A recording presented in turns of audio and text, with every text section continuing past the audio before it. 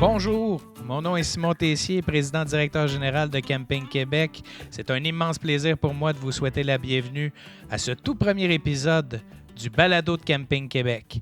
Alors pour ce premier épisode, on discute avec Bruno et Louis Labbé du camping Le Genévrier. Avec eux, on parle de leur parcours respectif, des défis d'une entreprise familiale et on y apprend même que le camping changera de main dans les prochains mois. Il fait chaud, la braise fait cuire les marshmallows. Bruno Labbé, je suis propriétaire du camping Le Genévrier depuis déjà plus de 30 ans. J'ai œuvré comme directeur général depuis 1999 jusqu'à l'an dernier, où graduellement avec Louis, on effectue le transfert au niveau de la direction générale avec l'objectif de la vente de l'entreprise. Bonjour, Louis Labbé, 30 ans, directeur général du camping Le Genévrier à Baie-Saint-Paul depuis quelques mois.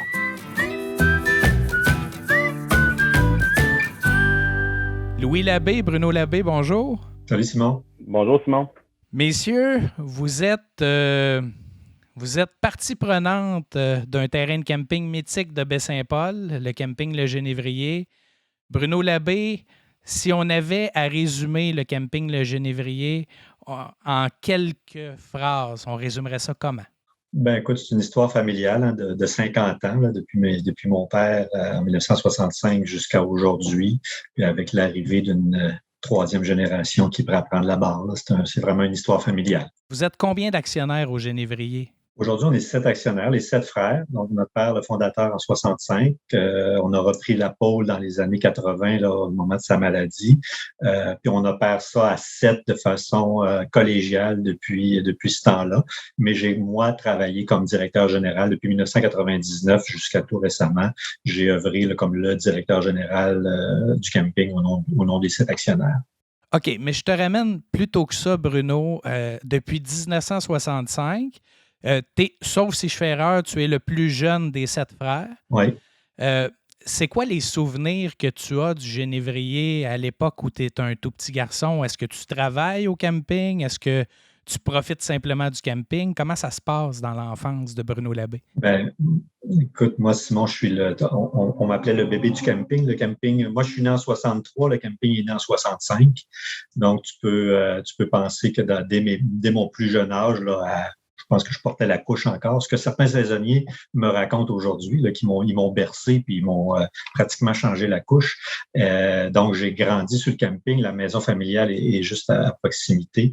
Mes souvenirs d'enfance, c'est au camping. Mes étés, c'est au camping. C'est le lac de baignade. C'est passer des après-midi là, à 4, 5, 6, 7 ans. Les activités, les moniteurs. Là, j'étais un enfant du camping parmi les enfants et c'est là que je passais mes étés jusqu'à ce qu'un âge très jeune quand même, là, on commence tranquillement à s'impliquer dans des petites choses. J'ai passé le journal à 7-8 ans, je passais le journal sur le camping. J'ai commencé à travailler au mini-pot là, à peut-être 10-11 ans, puis très tôt, j'ai été au poste d'accueil. Je pense qu'à 14 ans, je travaillais à l'accueil et ça a été mes années d'étudiant, là, de toutes mes années secondaire, collège et même université. J'ai payé mes études avec mon travail au camping comme préposé à l'accueil pendant facilement une douzaine d'années jusqu'à ce que je parte pour ma carrière professionnelle à la fin de mes études. Donc, pendant que tu étudies à Québec, l'été, tu reviens au camping pour y travailler, à chaque été? Tous les étés, tous les week-ends. Parce que faut comprendre que dans les années 80, on a commencé à opérer là, avec les chalets, le ski de fond, là, on commençait à opérer 12 mois par année. Donc, il y avait toujours du travail, il y avait toujours quelque chose à faire. On avait d'autres commerces avec la laiterie puis la ferme. Donc, on était quand même assez occupés, si bien que même si j'étudiais à Québec, je revenais à Baie-Saint-Paul à tous les week-ends. Mais du printemps jusqu'à l'automne, tard, là, c'était le camping qui nous occupait presque entièrement. Bon, il y a beaucoup de souvenirs, mais à 7 frères dans une entreprise, ça fait beaucoup de monde quand on accumule les familles, les neveux, les nièces, tes propres enfants. Louis, qui est maintenant directeur général du camping. Louis, toi, au niveau de tes souvenirs du genévrier, là tu as 30 ans, mais avant ça, ça représente quoi le genévrier pour toi? Ben moi, on a un petit peu vécu à une époque différente, un petit peu la même enfance. Moi, c'était la même chose. Ma gang, c'était sur le camping. Mes parents restent juste à côté du camping. Fait que tous les matins, je partais, puis j'avais ma petite gang. On était peut-être 10-12. Il y avait 10-12 enfants de mon âge qui étaient saisonniers sur le camping. Puis avec ça se greffait toujours une couple de voyageurs. Fait que nos étés, nous autres, là, avant de travailler, c'était ça. Là, c'était les jeux dehors, jouer dehors, s'organiser, s'inventer des jeux, aller se baigner, partir dans la montagne, partir dans la forêt. Fait que d'un très jeune âge, j'ai vécu toujours sans faire de camping. J'avais l'impression de vivre l'expérience du campeur en étant quasiment tout le temps là, de 8 heures le matin jusqu'à ce que mon père me trouve quelque part sur le terrain avec mes chums puis qui me rapporte à la maison pour me coucher. Là. Fait que c'est un gros terrain de jeu à côté de la maison pour moi. C'est un immense terrain de jeu, là, le camping. En termes de superficie, ça représente quoi? Le camping, c'est 8 millions de kilomètres carrés. Donc, c'est à peu près de pieds carrés, excuse-moi. Donc, c'est à peu près 1 kilomètre. Excuse-moi. Je trouvais ça un peu grand, là, mais. Non, c'est à peu près 1,5 kilomètre par 2 kilomètres de territoire avec la partie boisée, la montagne derrière. Comme dit Louis, c'est un immense terrain de jeu. Puis, on a vécu, je pense, à une génération d'écart, mais on a vécu des choses assez similaires. La maison où j'ai grandi, c'est le lieu où la maison où Louis a grandi parce que c'est le père de Louis. Mon frère Dominique qui a repris la maison familiale. Donc, ça a été, c'était le même environnement, le même contexte. Puis je pense que le camping d'aujourd'hui puis le camping d'il y a 40 ans, à la base, ça se ressemble beaucoup, même si les infrastructures ont évolué. Mais le camping comme tel, l'ambiance, le climat, le lac de baignade, tout ça, c'est des choses qui sont restées. Je te ramène à ta période d'études. Bon, tu étudies à l'université. Dans quel domaine tu étudies au moment où tu travailles au camping l'été? Moi, j'ai fait un cours en ingénierie, donc je suis ingénieur en mécanique. Ça a été là, les 4 années d'université, mais le collège, puis j'ai fait mon cours secondaire à Québec aussi. Donc, pendant une quinzaine d'années de mes études, où je partais pour Québec là, à l'automne, au mois de septembre, puis je revenais au début de l'été, là, soit à la fin du secondaire en juin ou à la fin de l'université en avril, fin avril, début mai. Mais c'était pour revenir passer l'été à Baie-Saint-Paul, puis de venir travailler au camping, qui était le centre de notre occupation à ce moment-là. Bien, ce qu'il faut dire, c'est que vous avez quand même, c'est pas la seule entreprise familiale. Non. Parle-moi un peu aussi de l'autre grosse entreprise familiale. Ben, on a la laiterie Charlevoix, qui est encore aujourd'hui là, au cœur de nos activités, puis dont je m'occupe maintenant. Puis on avait à l'époque une ferme laitière. On avait quand même un troupeau laitier là, pur sang d'une centaine de têtes en lactation dans les années 80. Donc, les 3 entreprises ensemble nous occupaient passablement. Puis les 3 entreprises avaient des activités assez intenses en été, autant à la ferme avec le temps des foins, puis les récoltes, à la laiterie où c'est une autre période intense, là, la période estivale qu'au camping. Donc, les 7 frères, dans les 3 entreprises, on était passablement occupés, puis notre père était régulièrement là, derrière nous pour s'assurer qu'on était au poste puis qu'on faisait de la bonne main-d'œuvre pas chère pour lui. Donc, il y a été une époque, je te dirais, où c'était peut-être plus penser au futur des entreprises, c'était plus emmerdant qu'autre chose. Moi, j'ai vécu une période où mes vacances commençaient au mois de septembre quand je retournais à Québec pour les études. Ça, pour moi, c'était le temps des vacances.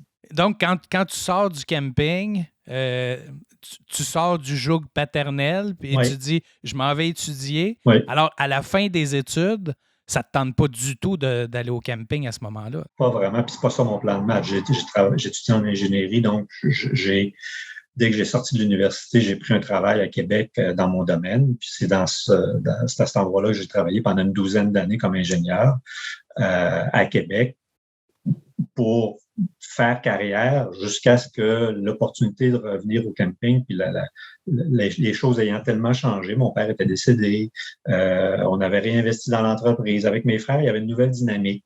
milieu des années 90. Ça a changé l'ambiance complètement. Ça a aussi changé ma vision de ce qu'on pouvait faire avec cette entreprise-là, puis du potentiel qu'il y avait à ce moment-là. Le camping reprenait de la vigueur. L'industrie comme telle, il y avait un engouement pour le camping. On voyait un potentiel de développement. Le père de Louis, Dominique, était très impliqué à la laiterie. Il y avait aussi des projets de développement à la laiterie où je pouvais mettre plus en action mes compétences d'ingénieur. Donc, je combinais un petit peu des tâches de gestion, des tâches d'ingénierie en revenant dans l'entreprise familiale en 99. C'est quelque chose qui a germé tout au long des années 90. Là, je travaillais comme ingénieur à Québec. Les entreprises à Baie-Saint-Paul se développaient graduellement, tranquillement, prenaient de l'ampleur. Mes frères étaient encore très actifs, là, certains de mes frères dans les deux entreprises. Puis à un moment donné, mes frères m'ont demandé si ça me tentait de revenir, puis de prendre la direction du camping, puis d'en faire mon travail, puis ma carrière. Mais c'est quoi l'élément déclencheur qui te fait dire, OK, j'abandonne pour l'entreprise familiale pour aller m'occuper du camping? Est-ce qu'il y a un élément déclencheur ou, comme tu l'as dit, les gars m'ont demandé, parce que toi, comme plus jeune de la famille, tes grands frères, c'est important, fait que, qui te demandent de prendre la tête de l'entreprise. Est-ce que c'est ça qui est l'élément déclencheur ou tu avais vraiment le goût à ce moment-là de faire autre chose? Il y a une combinaison de plein de choses. J'étais en couple avec Sylvie, ma conjointe. On venait d'avoir 2 enfants. On était à Québec. Elle avait sa carrière professionnelle. Moi, j'avais la mienne. Mais bon, la vie en ville, chacun dans nos domaines, les enfants à la garderie, le train-train, partir le matin, aller travailler, revenir le soir. On voyait la vie à Baie-Saint-Paul que j'ai connu jeune. Ma conjointe n'est pas de Baie-Saint-Paul, mais on passait nos fins de semaine ici régulièrement. L'environnement pour les enfants, pour élever des enfants, pour faire grandir une famille, ça a été beaucoup ça l'appel, qui fait que pour ma conjointe et moi, penser revenir à Baie-Saint-Paul, c'est devenu une considération. Puis, cette compagnie-là qu'on avait depuis mon tout jeune âge, qui est là, qui a un potentiel, qui est sous-exploité. Pour moi, c'était comme un nouveau projet. J'avais une carrière d'ingénieur, mais je pense que je pouvais faire quelque chose d'intéressant avec cette compagnie-là. Puis ça a été comme une espèce de challenge, là, d'appel, de dire, au lieu de travailler dans une entreprise qui est une multinationale dans laquelle je vais être un numéro jusqu'à la fin de mes jours, je m'en reviens chez moi, je reviens dans mon environnement, dans mon milieu d'enfance, dans un environnement qui est beaucoup plus intéressant pour mes enfants, pour élever ma famille, puis je vais pouvoir m'investir dans quelque chose qui nous appartient, puis donner un nouvel élan à cette entreprise-là. Ça a été un mix de tout ça. Il n'y a pas eu un élément, mais c'est une combinaison de circonstances qui ont fait qu'un matin, on s'est dit go, on y va. C'est quand même fascinant parce qu'il y a beaucoup de similitudes entre ton parcours à toi et celui de Louis, qui prend aujourd'hui la direction générale du camping. Il y a énormément de similitudes. Louis, tu as une carrière florissante dans une institution financière, là, pour ne pas la nommer, mais tu as un super bon poste.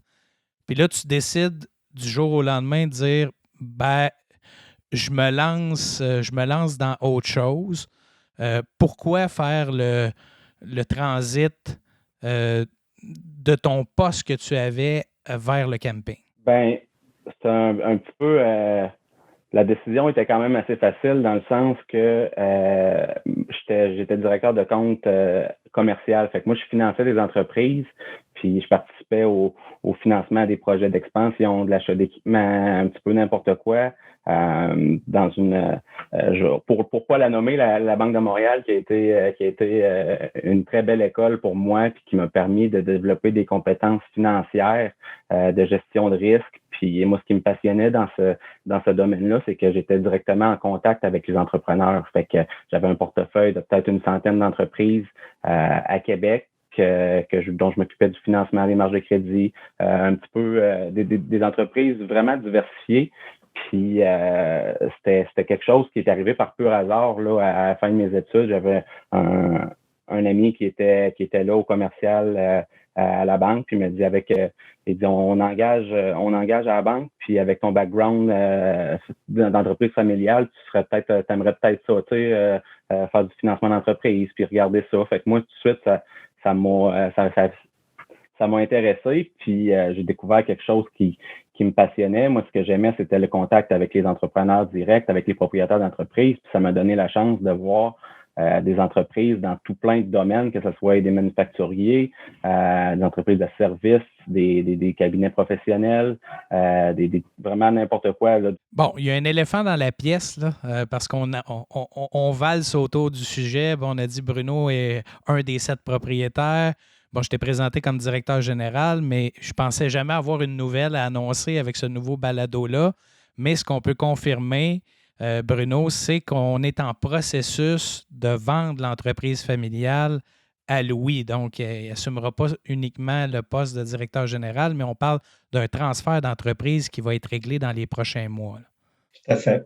Avec Louis, puis la raison pour laquelle on est ensemble aujourd'hui, ben, c'est que moi, je représente un peu la génération sortante, puis Louis, ben, la génération qui rentre. Louis vient de le dire, on est les 7 frères actionnaires, nos enfants, les cousins, cousines, ils sont une quinzaine. On a les 2 entreprises, là, la laiterie puis le camping. Et ce que Louis mentionnait, la réflexion sur le transfert de ces 2 entreprises-là, bien, on a amorcé ça il y a quelques années. C'est complexe, mais dans notre situation à nous familiale, des 7 frères actionnaires à part égale, des 15 enfants, c'est un exercice périlleux ce qu'on fait présentement parce que les embûches sont nombreuses. Moi, je suis le plus jeune, j'ai 58 ans. Mais mes frères les plus vieux, bon, le plus vieux de mes frères va avoir 71 ans cette année, donc ça se décline 71, 70, 69, 68. Fait que l'idée du transfert, ça fait déjà 5-6 ans qu'on en parle, qu'on y réfléchit, qu'on cherche comment ça va se passer.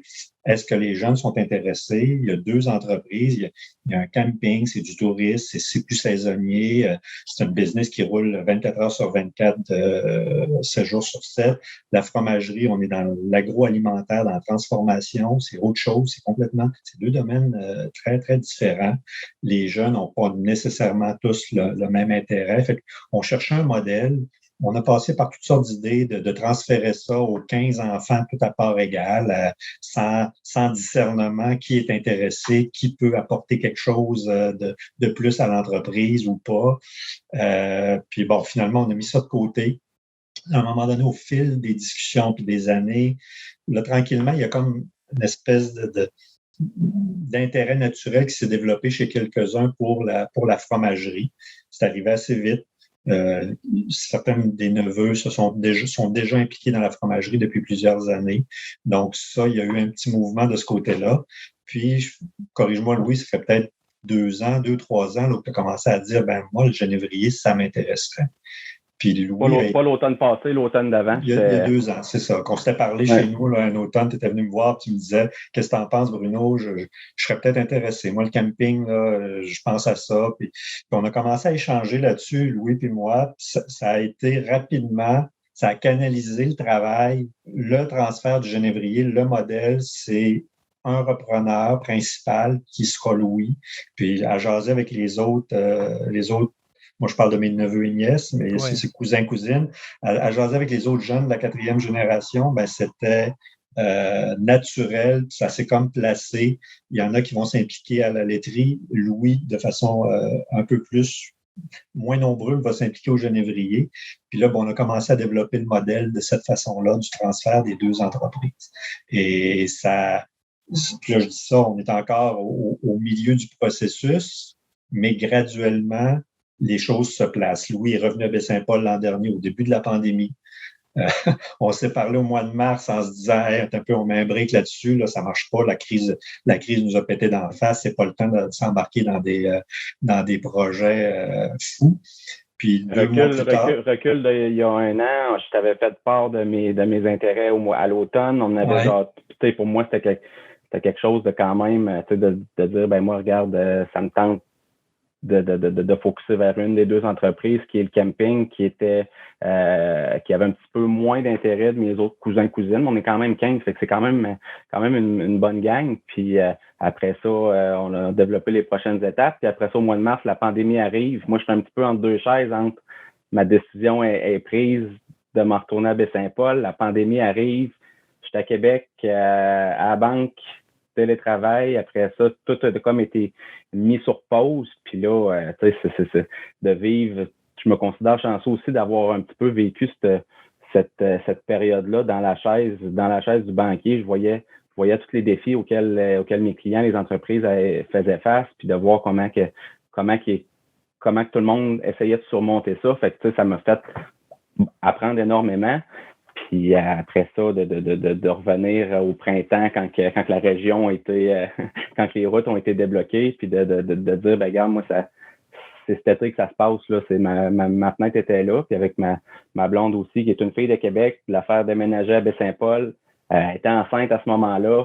Fait que 2020 a été pas mal une grosse année là, avec le COVID, le bébé, le camping, le déménagement, la vente de la maison, tout ce que ça implique, le changement de job. C'est comme quasiment 2 années en une, si on veut, là. Oui, c'est pas évident. Une chose qui n'est pas évidente non plus, c'est de gérer une entreprise à 7. Bon, vous êtes 7 frères, ça veut dire 7 opinions, 7 façons de voir les choses. C'est pas comme un propriétaire unique qui décide demain matin, qui bâtit une salle communautaire ou qui met un module de jeu ou qui prend une orientation. Comment ça a été pendant ces années-là de gérer le camping et comment ça a été à 7 aussi de prendre la décision de dire ben on y va. Puis Louis va être le principal actionnaire de l'entreprise. Comment on fait ça? Parce que c'est pas simple à réaliser. Gérer en famille comme on l'a fait à 7, il n'y a pas de modèle. C'est une question qui revient souvent parce que les gens qui s'intéressent un peu aux entreprises familiales, bon, 2 actionnaires, des fois 3. À 3, ça commence à être compliqué. Les gens ne comprennent pas comment on peut fonctionner. C'est un modèle qui n'aurait pas dû exister au décès de notre père dans les années 80. Il aurait peut-être fallu qu'un ou 2 des frères vraiment intéressés dans les entreprises demeurent les seuls actionnaires. Puis moi, par exemple, qui étais parti à l'extérieur faire carrière dans mon domaine, ben, j'aurais dû me retirer puis pas être impliqué. On a un autre de nos frères qui est médecin qui aurait dû faire la même chose. Mais il y a une espèce de sentiment patrimonial dans la famille que tout ça nous appartient, puis qu'on a hérité de ça, puis que ça appartient, c'est le patrimoine de toute la famille. Ça s'est pas passé comme ça aurait dû, ce qui fait que 30 ans plus tard, on est encore les 7 frères actionnaires. Il y en a qui sont actifs dans l'entreprise, d'autres non, mais toute la réflexion sur le futur, sur le transfert, ben, ça se fait de façon collégiale.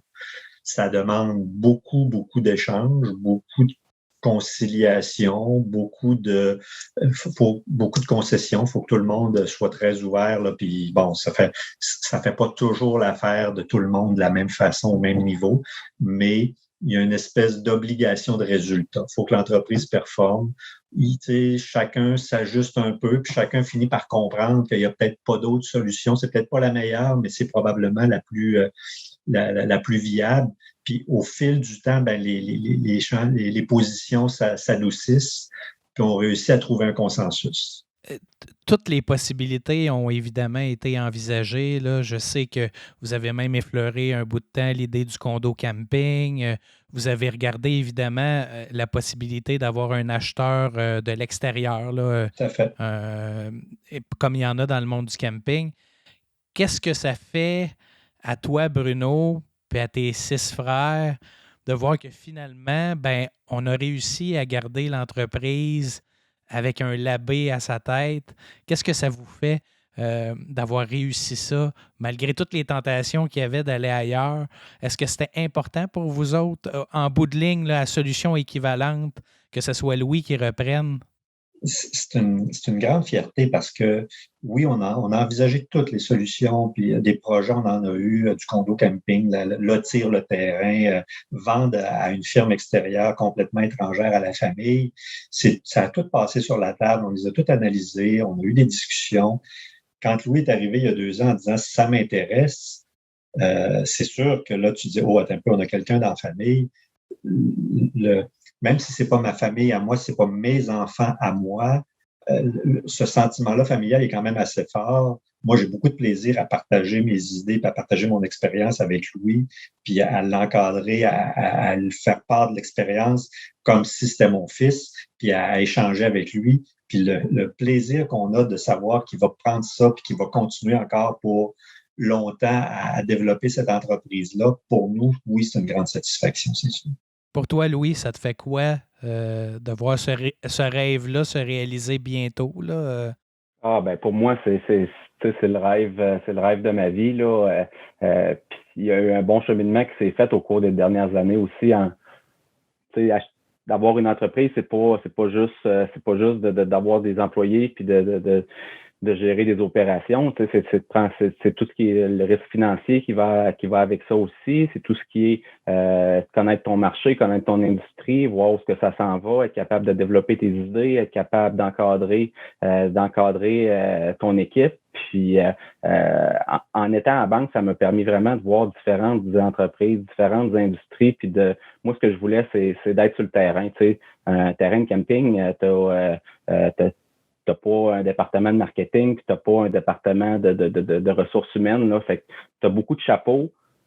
Puis moi, c'est ça qui m'intéressait le plus. C'était bon, ben, regarde, tu sais, t'as de la gestion de projet, tu veux avoir de nouvelles infrastructures, des projets de construction, ben, t'as ça à gérer, t'as une équipe à gérer au quotidien pour que la business roule.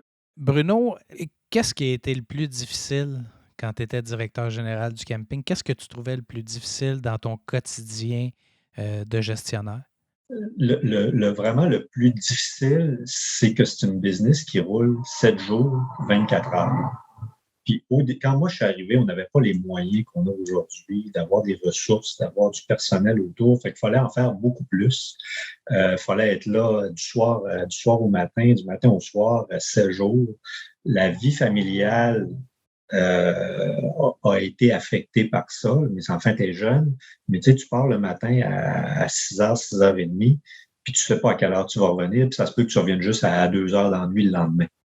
Puis ça, ta blonde, ben, est obligée de vivre avec ça. Puis tes enfants, ben, t'es vois à Sauvette, tu rentres à la maison un petit 15-20 minutes, prendre un sandwich en vitesse, puis tu repars. Ah, c'est certain que le côté familial est pas évident à gérer.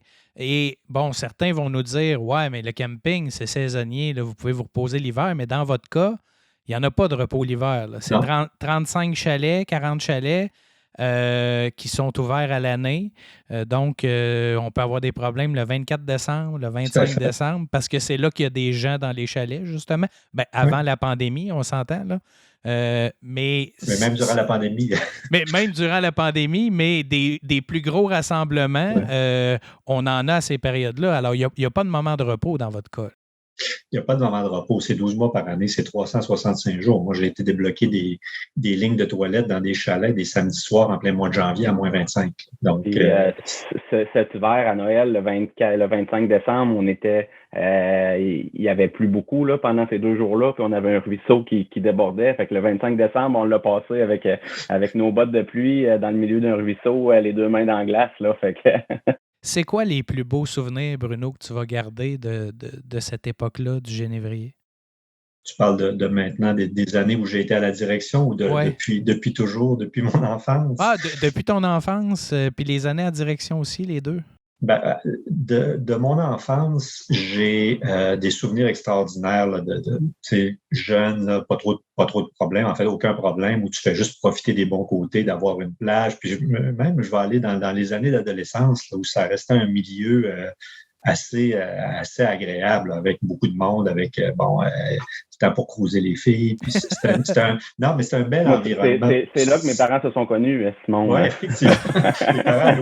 mes parents Louis se sont connus au Genévrier. Dominique qui travaillait sur le camping dans ses années d'adolescent, puis Linda qui venait comme campeuse, la petite fille de Québec qui venait camper les fins de semaine. Là, donc, oui, puis le fils du propriétaire dans un terrain de camping, ben ça paraît bien. On a des privilèges que les campeurs n'ont pas.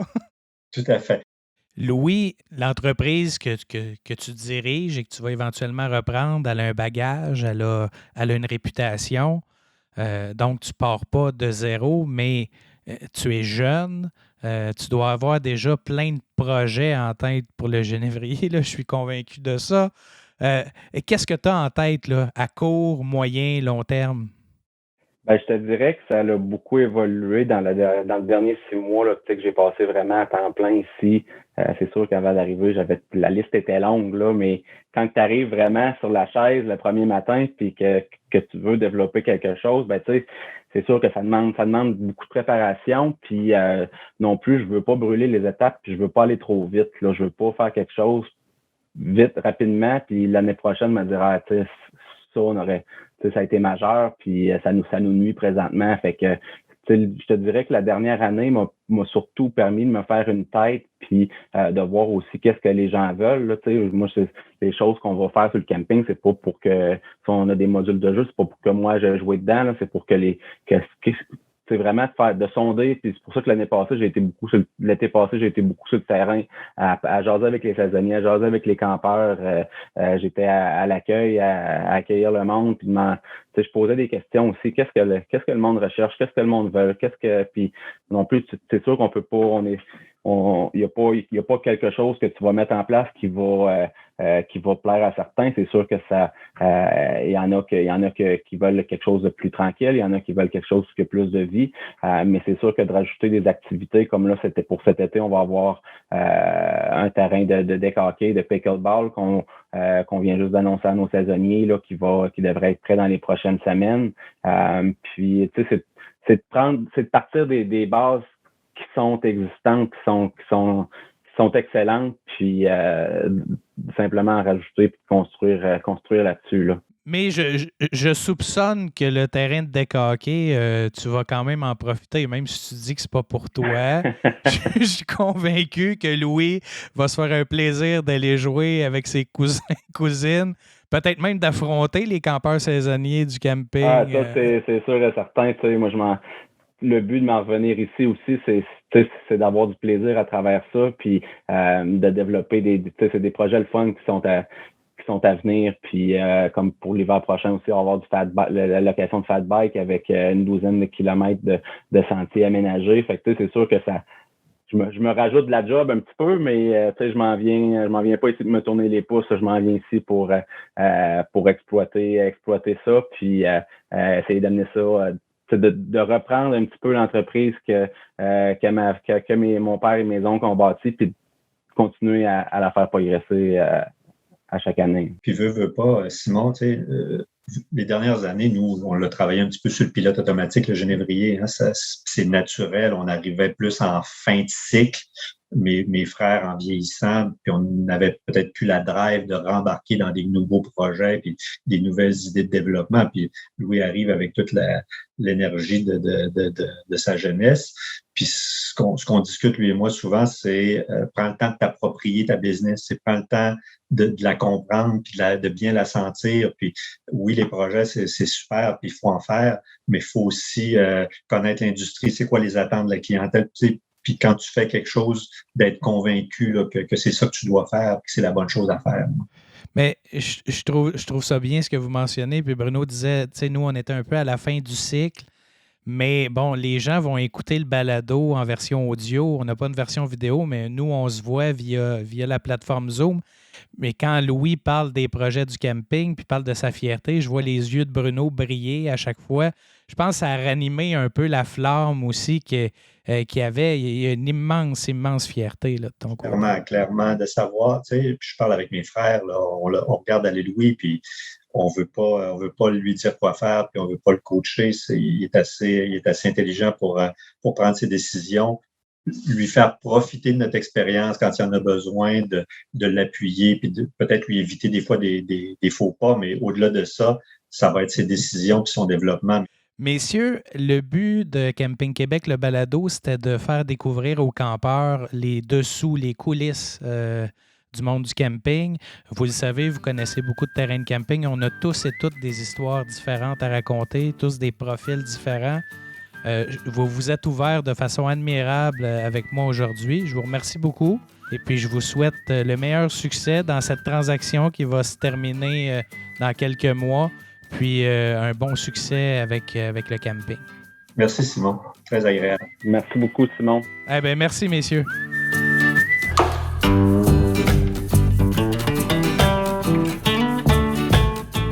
Camping Québec, le balado, une réalisation de Charles Thompson.